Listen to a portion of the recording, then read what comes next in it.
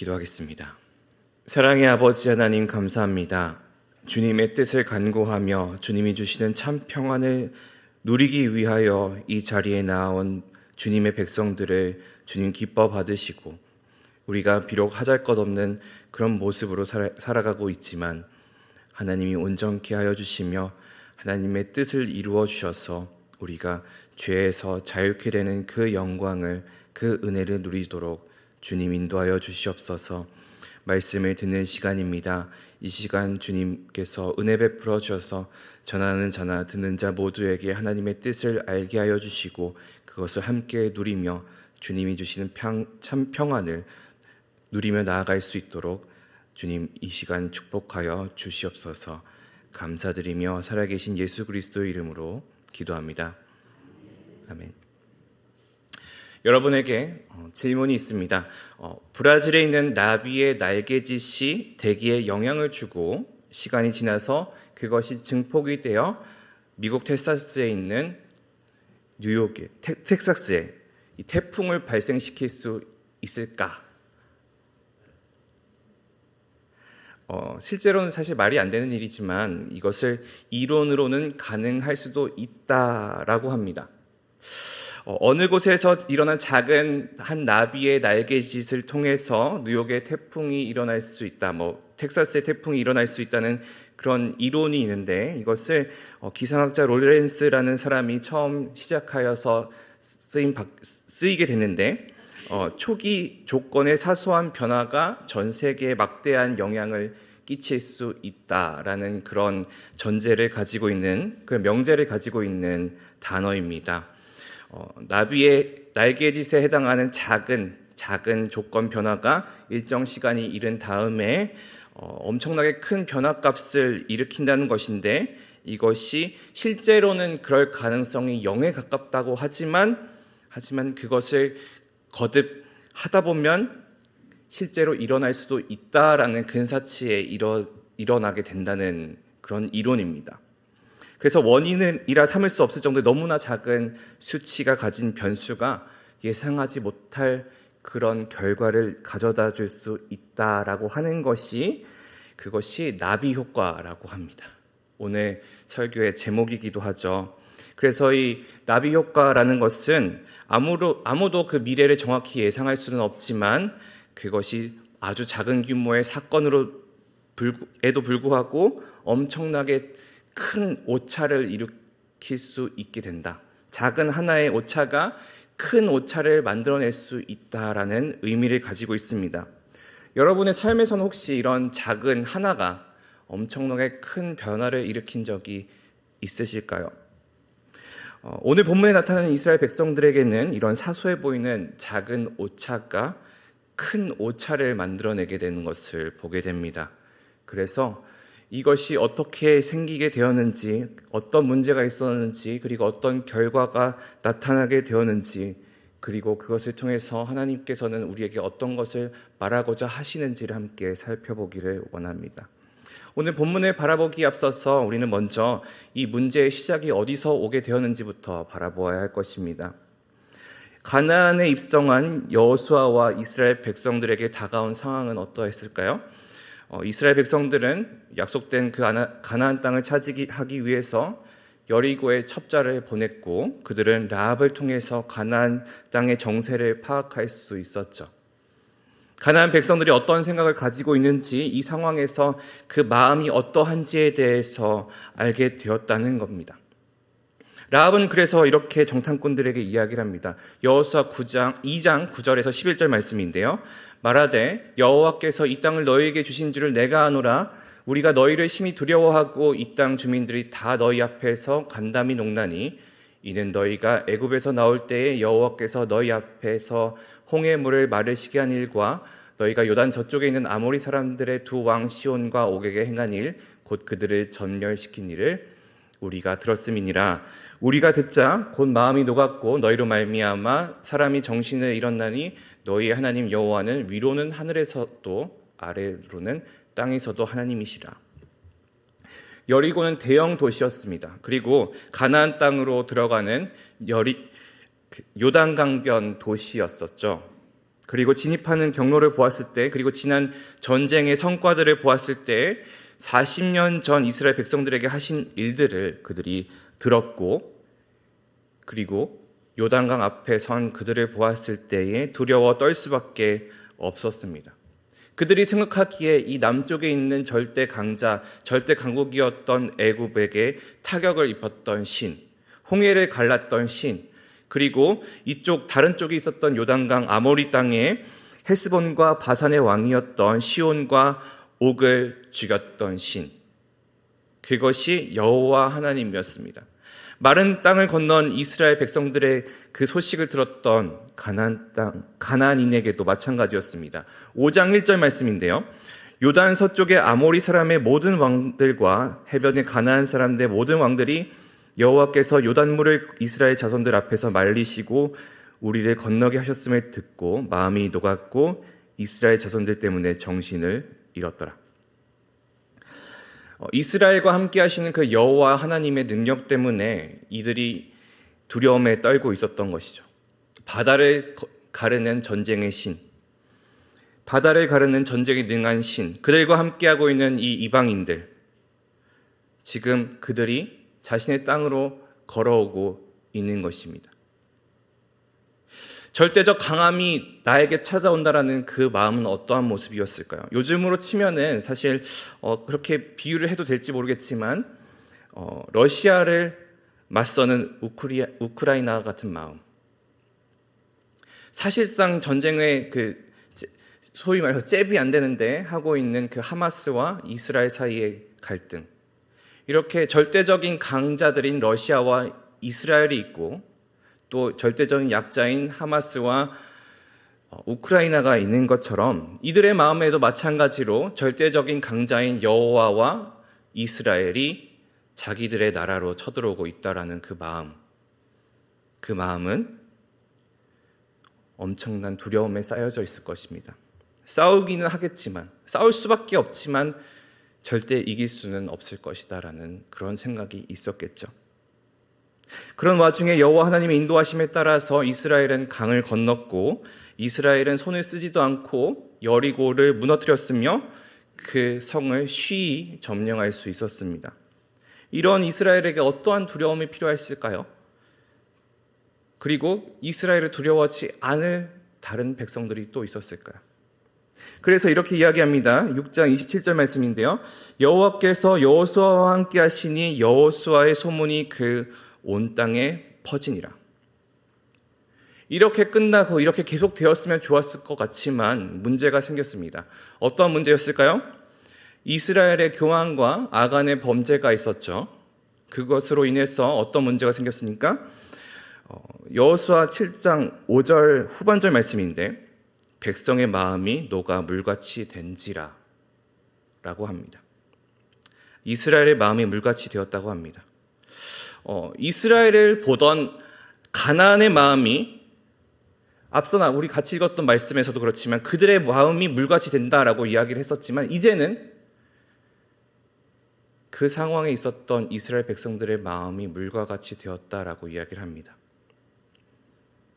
이스라엘을 바라보았던 그 가나안의 마음이 이제는 이스라엘에게도 동일하게 나타나게 된 것이죠.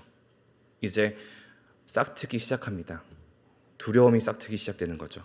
하나님에 대한 불신이 싹트게 되기 시작한 것입니다. 그래서 심지어 여호수아도 이렇게 하나님 앞에 이야기를 합니다.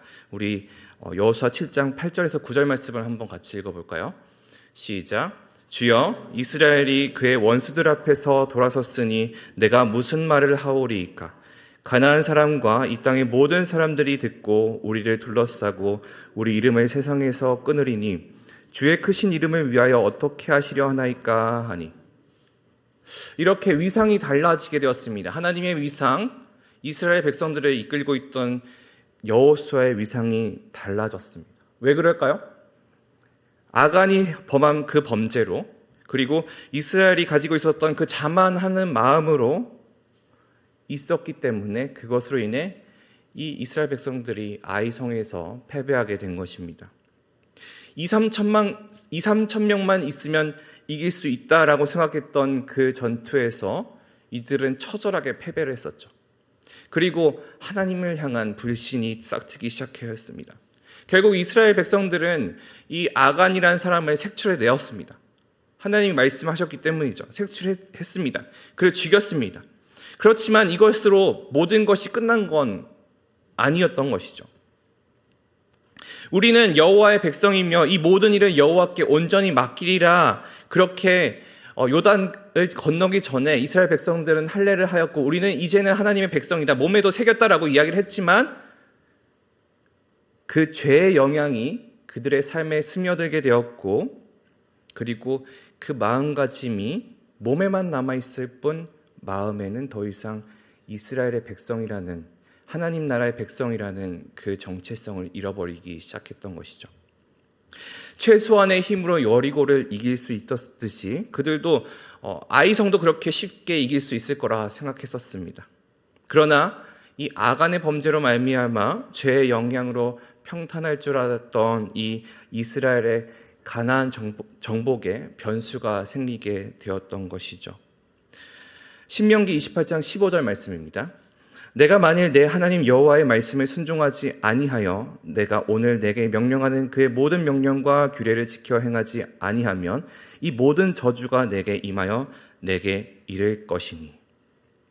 사실 이 저주는 우리가 이스라엘의 그 역사를 통해서 한참 뒤에 이 포로 사건으로 성취되기는 하지만 당장 이 말씀을 받은 지 얼마 되지 않은 이 신명기의 말씀을 받은 지 얼마 되지 않은 모세의 그 유언과 같은 그 설교를 받은 지 얼마 되지 않은 이 이스라엘에게 동일하게 적용되는 것입니다. 이 저주가 뭐죠? 불순종에 의한 저주. 그리고 그것들 중에 그 결과 중에 여러 가지가 있을지 모르지만 이 오늘 방금 읽었던 신명기 말씀 뒷부분에 또 이런 말씀이 있습니다. 신명기 28장 25절 말씀인데요. 여호와께서 내 적군 앞에서 너를 패하게 하시리니 내가 그들을 치러 한 길로 나가서 그들 앞에서 7길로 도망할 것이며 내가 또 땅의 모든 나라들 중에 흩어지고. 아이성 전투의 패배는 결국에는 불순종에 의한 결과였고 그 결과로 받은 저주인 것입니다. 그리고 이 불순종으로 말미암아서 곳곳에서 커다란 결과가 나타나게 되는 것을 오늘 본문으로도 알 수 있게 되는 것입니다. 원래는 2,000명, 3,000명이면 이길 수 있었다라고 생각했었던 이 아이성의 전투에서도 우리가 성경 말씀을 보면 알 수 있지만 3만 명이라는 숫자가 들어가게 됩니다. 이제는 더 이상 쉽게 이길 수 있는 전투가 아니라는 거죠. 그리고 오늘 1절 말씀에 이렇게 되어 있습니다. 2일 후에 요단 서쪽 산지와 평지와 레바논 앞 대해 연안에 있는 헷사람과 아모리 사람과 가나안 사람과 브리스 사람과 히비 사람과 여부스 사람과 모든 왕들이 이 일을 듣고. 그런데 이 말씀 우리가 방금 읽었었던 5장 1절의 말씀과 매우 닮아 있습니다. 5장 1절 말씀인데요. 요단 서쪽의 아모리 사람의 모든 왕과 해변의 가나안 사람의 모든 왕들이 여호와께서 요단물을 이스라엘 자손들 앞에서 말리시고 우리를 건너게 하셨음을 듣고. 사실 이 말씀을 히브리어 원문이나 혹은 이제 영어 성경으로 비교하면 훨씬 더 닮아 있습니다.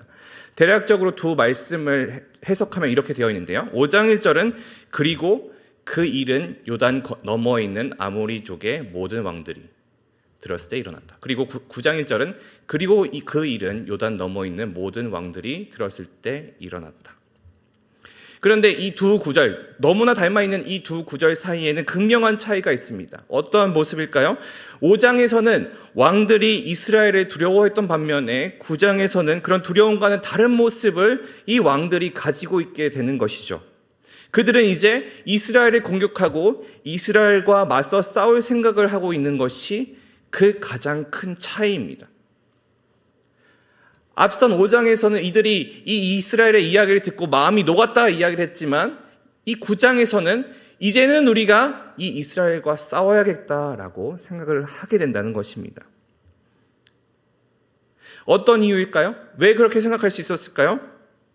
이들이 이 여호와의 위엄, 이스라엘의 하나님에 대한 이스라엘의 하나님의 위엄, 그것에 대한 그 마음이 이스라엘의 불순종으로 인해서 바닥을 치게 되었기 때문입니다. 이 본문 1절에서 이야기하고 있는 이 일이 무엇입니까? 아이성에서 일어난 일입니다. 당연히 쉽게 진멸될 줄 알았던 이 싸움의 구도가, 절대 이길 수 없을 거라고 생각했었던 아이성의 전투가, 비록 결과로서는 아이성이 지고 이스라엘이 승리를 했었지만 이 판도를 보다 보니까 할만하구나. 그렇게 여호와 하나님이 세지는 않구나. 우리가 싸워서 이길 수도 있겠구나라는 생각을 하게 된다는 것이죠. 여호와 하나님이 그들 앞에서 얕보여진 것입니다. 왜 이렇게 됐을까요? 이스라엘의 불순종에서 일어난 것이었습니다. 그리고 이 불순종으로 비롯해서 어긋나게 된 것이 이것 하나만이 아니었습니다. 이스라엘과 싸워서 이기겠다라고 생각한 이들도 있었지만 또 다른 생각을 하고 있었던 자들도 있었죠.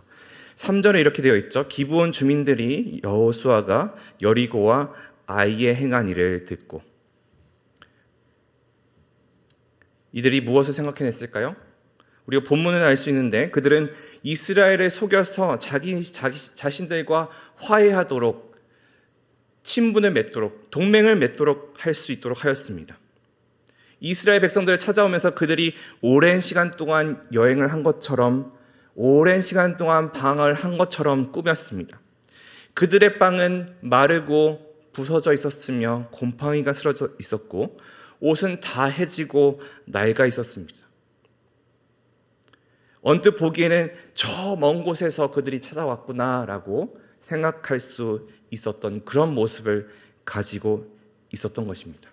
그러나 이스라엘 백성들을 찾아왔던 그 기브온 백성들은 어디에 있었을까요? 우리 지도를 한번 보여주실까요? 지금 보시면 우리 파랗게 되어 있는 길갈이 있고 그 옆에 예루살렘이 있고 그 위에 보시면 기브온이 있습니다. 이 사람들은 자기들이 바다에 온 것처럼 꾸몄지만, 바다에서 저 멀리서 온 것처럼 꾸몄었지만 실제로는 바로 코앞에서 찾아온 것이죠. 그 바로 앞에 코앞에서 왔음에도 불구하고 그들이 멀리서 온 것처럼, 저 멀리서 온 것처럼, 엄청난 시간을 들여서 온 것처럼 꾸며왔던 것입니다. 왜 그렇게 했을까요? 이것은 이스라엘에게 하나님께서 명령한 것도 있었지만 이 고대 근동 사회에서도 가까이의 성읍과는 화친을 맺지 않은 것이 일반적이었기 때문입니다. 멀리 있는 사람은 괜찮으나 자기들이 쫓아내고 있는 그 민족과는 화해하지 말 것, 이것이 여호와 하나님께서 이스라엘 백성들에게 이야기하신 것이기도 하기 때문입니다. 출애굽기 34장 11절에서 12절 말씀인데요. 너는 내가 오늘 내게 명령하는 것을 삼가 지키라. 보라, 내가 내 앞에서 아모리 사람과 가나안 사람과 헷 사람과 브리스 사람과 휘 사람과 여보스 사람을 쫓아내리니 너는 스스로 삼가 내가 들어갈 땅의 주민과 언약을 세우지 말라. 그것이 너희에게 올무가 될까 하노라. 첩자가 있었는지, 하나님이 말씀하신 것이 온 동네에 퍼져 있었는지 우리는 다 알 수 없지만 이런 일들로 인해서 이 기브온 사람들은 미리 준비했었던 것입니다. 자, 우리가 멀리서 온 것처럼 꾸미자, 이스라엘 백성들을 속여내자, 그리고 여호수아를 찾아가서 평화 조약을 맺자, 그 마음을 가지고 있었던 것이죠. 그리고 이제 9절에서 10절에서 이렇게 되어 있습니다. 그들이 여호수아에게 대답하되 종들은 당신의 하나님 여호와의 이름으로 말미암아 심히 먼 나라에서 왔사오니 이는 우리가 그의 소문과 그가 애굽에서 행하신 모든 일들을 들으며 또 그가 요단 동쪽에 있는 아모리 사람과 두 왕들 곧 헤스본 왕과 시온과 아스도라스에 있는 바산 왕 옥에게 행하신 모든 일을 들었음이니이다. 이 기브온 사람들은 이렇게 여호와의 이름으로 말미암아라는 수식어를 붙이면서 그들의 행위 속에 당위성을 높였습니다. 그리고 이스라엘이 요단강을 건너기 전에 여리고의 백성들이 그랬듯이 이 여호와의 위엄을, 그 동행하심을 알고 있기 때문에 이렇게 더욱더 구차한 말을 더하면서 진실이 섞여 있는 거짓말을 하게 된 것입니다. 그리고 이렇게 이야기했죠. 우리는 진짜 멀리서 왔다. 우리는 당신의 종들이다. 장로들과 백성들이 시켜서 이렇게 오게 된 것이다. 우리는 평화 조약을 맺기를 원한다. 너무 멀리 와서 원래는 우리가 새 신발을 신고 새 가죽 부대를 가지고 왔지만 그것이 다 낡아버렸다. 그렇게 이야기를 한 것입니다. 어쩌면 이 40년 동안 광야 생활을 했었던 이스라엘의 그 고생을 건드려서 동정표를 얻어내려고 했었는지도 모르겠습니다. 일반적인 상식이라면 오랜 방황 생활을 하고 오랜 길을 걸어왔다면 음식은 말라버리고 옷도 해지고 가죽 부대도 다 터지고 하는 것이 정상적인 것이죠. 그런데 하나님과 함께 있었던 이스라엘 백성들의 모습은 어땠을까요? 우리 신명기 29장 5절 6절 말씀인데요. 주께서 40년 동안 너희를 광야에서 인도하셨거니와 너희 몸에 옷이 낡아지지 아니하였고 너희 발에 신이 헤어지지 아니하였으며 너희에게 떡도 먹지 못하며 포도주나 독주를 마시지 못하게 하였음은 주는 너희의 하나님 여호와이신 줄을 알게 하려 하심이니이다. 이 이스라엘 백성들에게는 이 기브온 족속들이 이야기했었던 그 고생에 대한 동감이 전혀 없습니다. 그들은요, 이 찢어진 포도주가 담겨있던 가죽 부대를 경험할 일이 없었고, 그들은 옷이 해지는 경험을 할 일이 없었고, 이들은 낡아버린 그 옷을, 신발을 입을 일이 없었고, 그들은 말라버린 빵을 먹을 일이 없었기 때문입니다. 이 경험하지 않은 고생에 대해서 공감하지도 않았을 것이고 혹은 어쩌면 그 우월감에 취해 있을지도 모르겠습니다. 아, 너네는 이런 고생을 했지만 우리는 40년 동안 살아오면서 여호와 하나님이 도와주셔서 그럴 일이 전혀 없었어. 그래, 고생 많이 했어. 그렇게 생각했을지도 모르겠습니다. 자, 우리가 너무 하나님이 참 대단하시지 그렇게만 생각했는지도 모르겠습니다. 분명 이들도 마찬가지로 이스라엘 사람들도 이상함을 느끼긴 했습니다. 7절에서도 이렇게 이야기를 하죠. 이스라엘 사람들이 히위 사람에게 이르되 너희가 우리 가운데 거주하는 듯하니 라고 말이죠. 분명히 보기에는 너네도 바로 옆에 있는 그 민족들과 특별히 다른 것 같지 않은데 그런데 어떻게 너희가 우리와 조약을 맺을 수 있겠냐라고 이야기를 하죠. 그런데 여호수아와 이스라엘 백성들에게 그것이 중요하게 느껴지지는 않았는 듯합니다. 더 자세히 알아보고 더 자세히 시간을 들여서 이들이 어디서 왔는지 이들이 어떤 백성들인지를 알아볼 수도 있었는지도 모르지만 그들이 더욱더 우월하다는 그 의식에 취해 있어서 자아도취에 취해 있어서 우리가 더 많은 혜택을 하나님을 통해서 받아오고 있었고 하나님이 보여주신 그 기적이 있었기 때문에 우리가 이 자리에 오게 될 수 있었다라는 생각에 치여 있어서 더 중대한 죄를 짓게 되는 것이죠. 그리고 아까에 이어서 또 새로운 변수가 추가되는 것입니다. 이스라엘의 죄악과 그 망각이 반복되는 것입니다.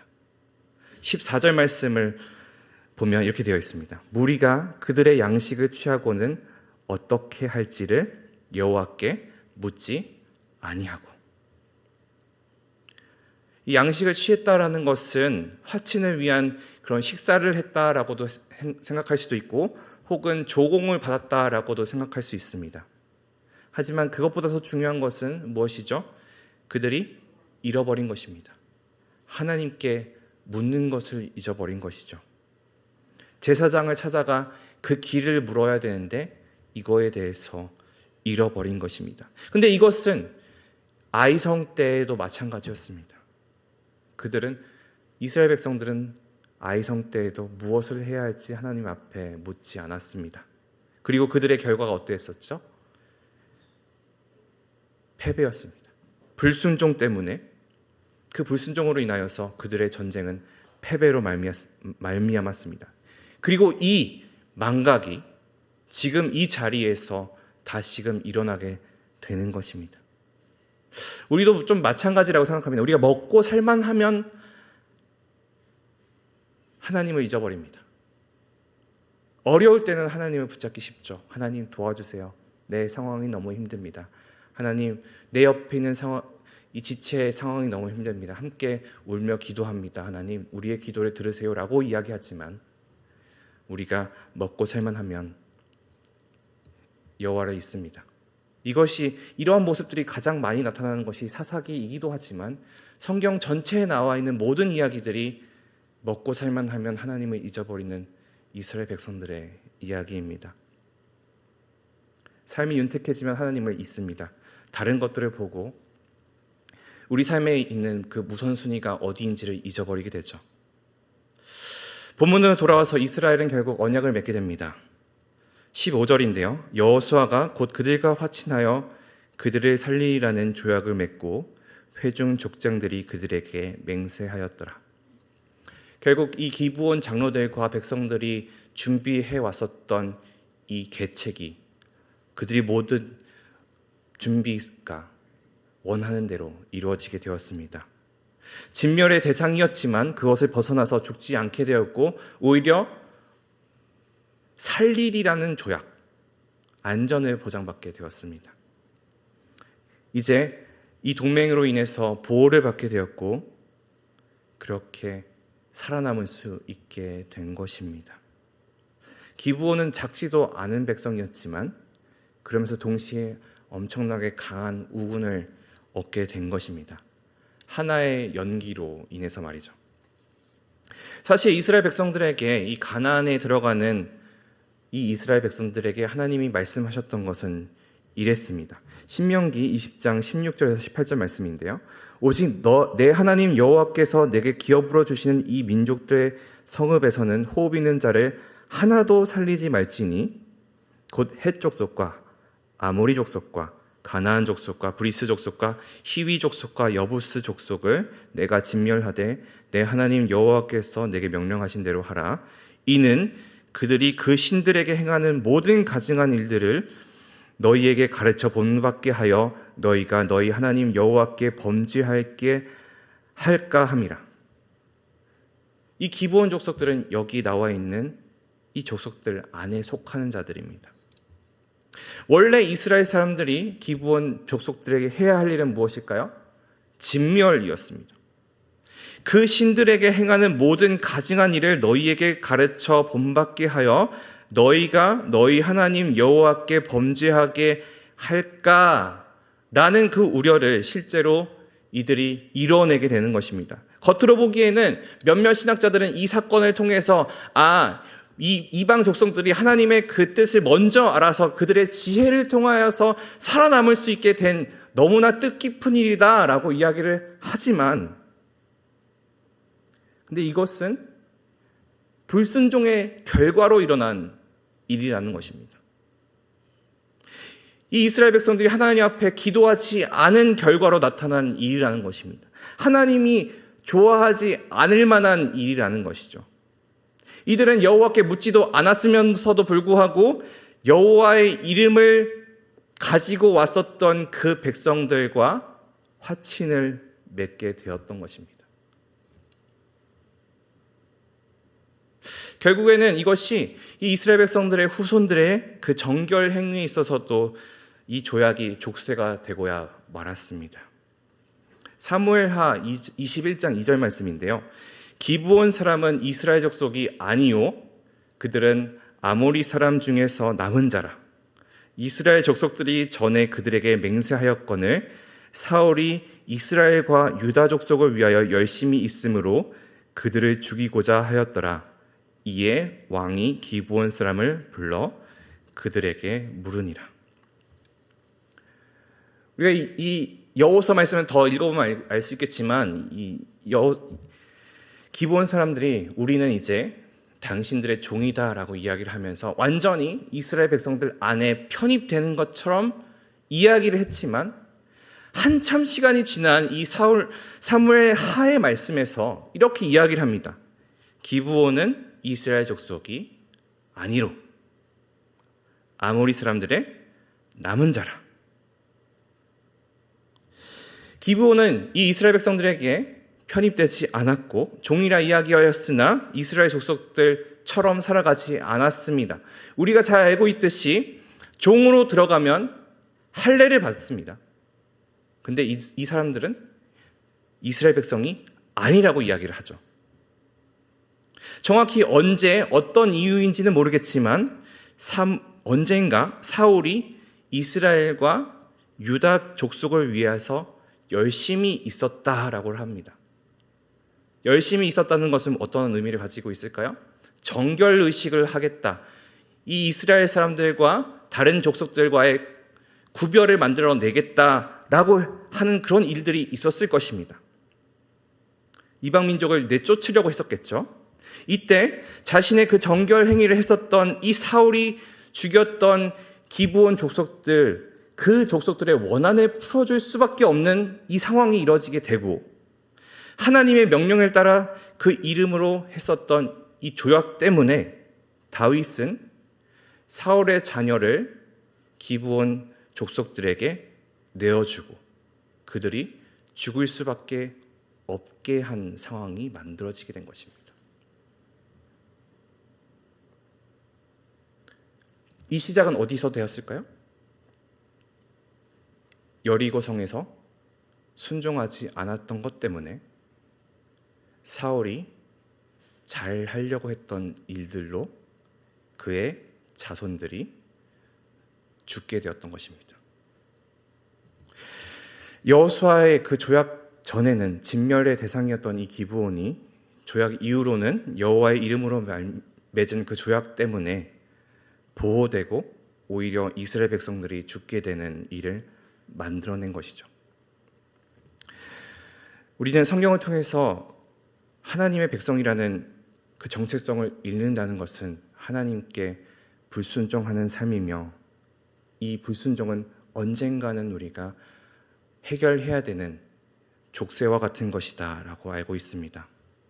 사소한 것들이 우리를 얽매게 되고 우리를 끝끝내 괴롭히게 된다는 사실을 우리는 말씀을 통해서 배울 수 있죠. 잊고 있었던 그런 사실들이 우리의 이 장애물이 되고 우리 앞에 바른 믿음을 갖기 위한 삶에서 우리를 맡게 되는 한순간 장애물이 되는 것입니다. 그냥 지나치고 말았던, 해결된 줄 알았던, 그냥 지나가도 될 줄 알았던 이 한 가지 사소함, 아간이라는 사람이 가지고 있었던 한 가지 불순종이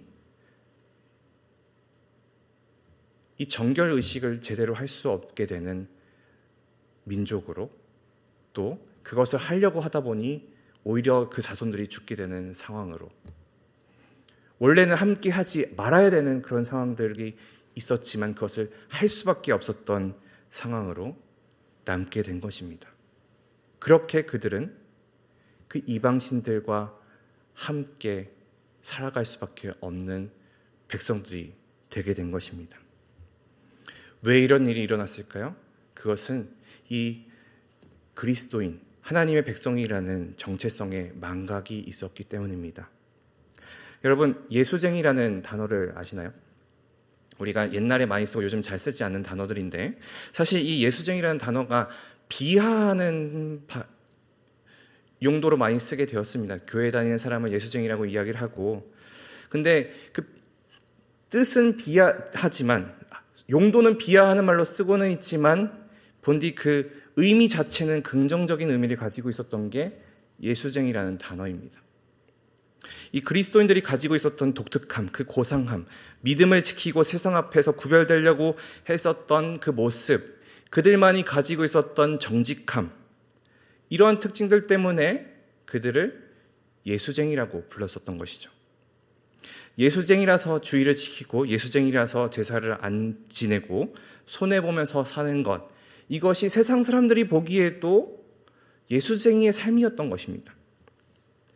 그리고 혹시나 예수쟁이들이 교회 다니는 사람들이 뭔가 잘못을 했다면 교회 다니는 사람이 그러면 안 되지라고 그것을 세상 사람들이 이야기하고 다니던 시절이 있었습니다. 그것은 그들 안에서도 교회를 다니는 사람들이 가지고 있는 삶의 모습에 대한 기대치가 있었기 때문입니다. 예수쟁이는 선하고 예수쟁이는 정직하고 예수쟁이는 손해보면서 살아도 그것이 기쁨인 줄 아는 사람이라는 걸 교회를 다니지 않는 사람들도 알고 있었던 것입니다. 이것이 80년대, 90년대 그때 예수쟁이들의 모습이었습니다. 그런데 교회가 세속화되고 한국교회 교인들은 이런 고상함, 이 정체성을 잃어버리게 된 것입니다. 그리고 이 예수쟁이라는 단어는 개독교라는 말과 그렇게 다르지 않은 용도로 쓰이게 되었습니다. 기독교인이라는 것 자체가 부정적인 의미가 붙게 되었고 세상 사람들도 교회 다닌다고 사람을 신뢰하는 일은 이제 없어졌습니다. 사랑보다는 종교 이기주의의 대명사가 기독교인이 된 것입니다. 그렇게 하나님의 이름을 망령되이 하게 된 것, 그것이 지금 우리의 기독교인들이 살아가고 있는 삶의 모습입니다. 여호와 하나님 그리고 예수 그리스도의 그 이름이 세상 사람들에게 얕보여진 모습을 가지게 된 것이죠. 왜 이런 일들이 일어났을까요? 말씀으로의 불순종, 그리고 내가 하나님의 백성이라는 것, 예수 그리스도의 구원받은 백성이라는 그 정체성에 대한 망각이 이루어졌기 때문입니다. 그리고 그것이 그리스도인들을 불신의 아이콘으로 만들어낸 것입니다. 그리고 예수 그리스도라는 그 이름이 위엄이 사라지게 된 것이죠. 우리는 이 이름을 되찾아야 합니다. 예수쟁이, 그 의미가 되돌아와야 하는 것이죠. 아까도 말씀드렸지만 정직하기 위해서 또 그리스도인으로서 살아가기 위해서 손해보는 것이 당연한 듯하는 삶, 그것이 예수쟁이의 삶입니다. 당연히 쉬운 일이 아니죠. 그래서 베드로 전서에서 이렇게도 이야기를 합니다. 만일 그리스도인으로 고난을 받으면 부끄러워하지 말고 도리어 그 이름으로 하나님께 영광을 돌리라. 그리스도인으로서 사는 것 자체가, 예수쟁이로서 사는 것 자체가 고난의 일입니다. 그러나 이 삶이 부끄러울 것이 하나도 없이 하나님께 영광이 되는 일임을 우리가 기억해야 할 것입니다. 저는 우리 온사랑교회 모든 성도가 하나님의 약속과 그 정체성을 기억하며 하나님의 백성으로서 살아가는 그 하나님의 백성이 되기를, 하나님의 구원받은 백성이 되기를 소망합니다. 그렇게 해서 우리가 예수쟁이로서 살아가는, 본래의 의미를 가진 그 예수쟁이로서 살아가는 우리 모두가 되기를 소망합니다. 함께 기도하겠습니다. 살아계신 아버지 하나님, 감사합니다. 우리가 여호수아와 또 기브온 백성을 통하여서 자신의 정체성을 잃고 하나님의 말씀을 잃어버린 채 살아가는 모습이 어떠한 결과를 초래할 수 있게 되는지에 대해 함께 나누게 되었습니다. 주님, 우리가 매일 연약하여 하나님의 은혜를 받고도 죄를 지며 살아가고 또 매일매일의 삶에서 그저 살만해지면 하나님을 잃어버리고 살만해지면 내가 원하는 삶을 살아가게 되는 것을 주님 앞에 고백합니다. 주님, 우리가 다시금 우리의 이름을 되찾기를 원합니다. 안디옥 교회에서 그리스도인이라는 그 이름이 시작되었듯이 또 60, 70년대를 지나오며 예수쟁이라는 그 이름이 가지고 있었던 의미를 기억하고 다시금 온전히 주님 보시기에 아름다운, 세상이 보기에 손해보는 일일지 모르지만 하나님 보시기에 영광을 돌릴 수 있는 그 이름으로 살아가는 우리 모든 심령들 될 수 있도록 주님 인도하여 주시옵소서. 우리의 정체성을 찾게 하여 주시며 주님의 그 말씀 앞에 순종하며 나아가는 온전한 아버지 하나님의 백성 될 수 있도록 주님 인도하여 주시옵소서. 감사드리며 살아계신 예수님의 이름으로 기도합니다.